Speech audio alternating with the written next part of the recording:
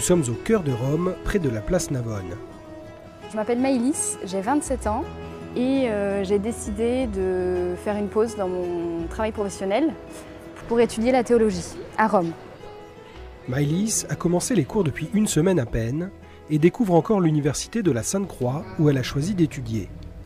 Aujourd'hui, elle monte pour la première fois sur la terrasse qui surplombe la ville. C'est fou! Et là, Saint-Pierre. Ouais. Là-bas. Génial. On est au plein cœur de Rome, donc c'est extraordinaire. On sent vraiment qu'on est au cœur d'une ville magnifique et pleine d'histoire. J'aime beaucoup Rome, mais je n'avais jamais pensé que j'étudierais ici. Et puis ça a surgi un peu comme ça et finalement j'y suis et je suis très contente. La Sainte-Croix est l'une des 7 universités pontificales de Rome. Créée en partenariat avec le Saint-Siège, elle est confiée à l'Opus Dei. Et si Maëlys l'a choisie, c'est qu'elle-même est membre laïque de l'Opus Dei et veut approfondir sa formation spirituelle. Faisant partie de l'Opus Dei, on a déjà une formation qui est assez conséquente, qui est assez régulière, assez constante. Mais on peut faire le choix aussi de prendre 3 années, ou moins, ou plus, pour bien approfondir certaines questions à un niveau vraiment top.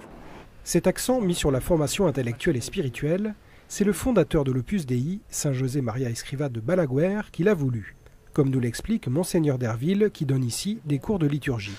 Saint José Maria insistait beaucoup sur la formation du chrétien. Il disait « nous ne pouvons pas avoir une très bonne formation professionnelle, par exemple ingénieur, avocat, ouvrier, mais bien formé, et puis être ignorant de notre religion.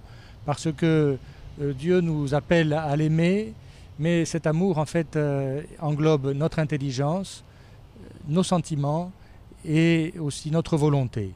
Et il est donc très important d'avoir une connaissance au fond de Dieu qui soit proportionnelle d'une certaine manière à notre formation scientifique, littéraire ou autre. Ce matin, Maëlys a son premier cours de communication institutionnelle, tout en italien. S'il y a avec Maëlys quelques femmes laïques, la classe est composée principalement de prêtres, séminaristes et religieux, qui constituent la majorité des 1600 étudiants de la Sainte-Croix. Venus de 75 pays différents pour étudier ici la théologie, la philosophie ou le droit canon, seule une petite minorité des étudiants est membre de l'Opus Dei. De l'Opus Dei, il n'y a que le 20% des étudiants. Le 80% des étudiants viennent de tout le monde, envoyés par leur évêque. Cette année, on a reçu quelqu'un du Mali. C'est la première fois qu'on a un étudiant du Mali. Et l'année prochaine, on espère d'avoir quelqu'un de Timor-Est. Ce sont des pays dans lesquels l'Église parfois est persécutée, parfois n'a pas les moyens de venir ici. Donc on a aussi beaucoup de bienfaiteurs qui nous aident à faire le rêve des évêques réalité. Une ambiance très universelle au cœur de l'église qui plaît beaucoup à Maëlys. Ça, c'est une chose qui me marque beaucoup, c'est que c'est très spontané. Alors je ne sais pas, c'est parce que j'habitais à Paris que les gens ne se parlent pas. Mais ici, tout de suite, on dialogue beaucoup, on apprend beaucoup des uns et des autres, des cultures, des personnes qui sont là, et on partage beaucoup de choses. À la pause café, Maëlys retrouve Margarida, une étudiante en philosophie d'origine belge, au milieu des prêtres et séminaristes. Et c'est vrai que j'ai jamais goûté comme camomille, parce que je sais pas ce que c'est. Ça doit être une tisane. Ah, ça va être une tisane, non, il vaut mieux pas prendre ça pour les cours. On fait un peu groupe, je crois, c'est naturel, parce que comme on est peu de femmes, le peu qu'on trouve, on se sourit directement dans les couloirs, on les connaît pas encore, mais rapidement, je crois qu'on finira par se connaître. Car le fait de fréquenter une université ecclésiastique, pour des femmes et des laïcs, ne va pas forcément de soi. Saint José Maria avait déjà, quand il est mort en 75, et il avait cette vision que les femmes puissent étudier dans une université ecclésiastique. Et à l'époque, c'était très, très peu commun. C'était très innovateur, oui. Et encore aujourd'hui, c'est fort innovateur.